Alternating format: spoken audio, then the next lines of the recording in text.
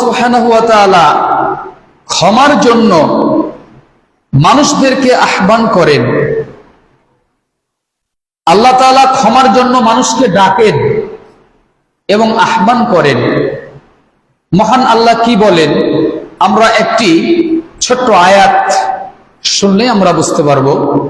আল্লাহ সুবহানাহু ওয়া তাআলা বলেন, বিসমিল্লাহির রহমানির রহিম, আল্লাহু ইয়াদউ ইলাল জান্নাতি ওয়াল মাগফিরাতি বিইযনিহি।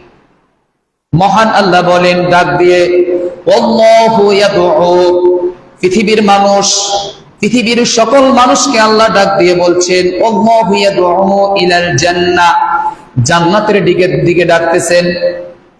ওহে পৃথিবীর মানুষ, তোমরা জান্নাতের দিকে অগ্রসর হও, তোমরা বিপদগামী হইও না।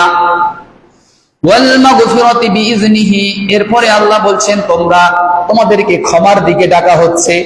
তোমরা অপরাধে ডুবে আছো, অপরাধে ডুবে হাবুডুবু খাচ্ছ, আমাকে স্মরণ করো, আমার উপর ভরসা রাখো, আমাকে ডাকো, ইনশাআল্লাহ আমি তোমাদের ডাকে সাড়া দিব।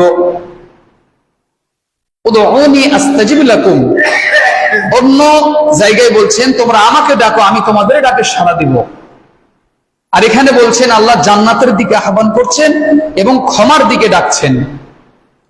আল্লাহ তাআলা আপনাকে আমাকে তিনি আগ্রহ করে ডাকছেন। আল্লাহ তাআলা আমাদেরকে ক্ষমা করার জন্য যতটা আগ্রহশীল, আমরা ক্ষমা নেওয়ার জন্য ততটা আগ্রহশীল, আন্তরিক নই। আল্লাহ যতটা আন্তরিক বান্দার প্রতি,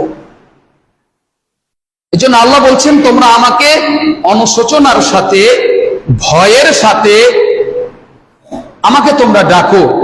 আমি আল্লাহ সুবহানাহু ওয়া তাআলা তোমাদের ডাকে সাড়া দেওয়ার জন্য প্রস্তুত আছি, সদা সর্বদা 24টা ঘন্টা প্রস্তুত আছি আমি।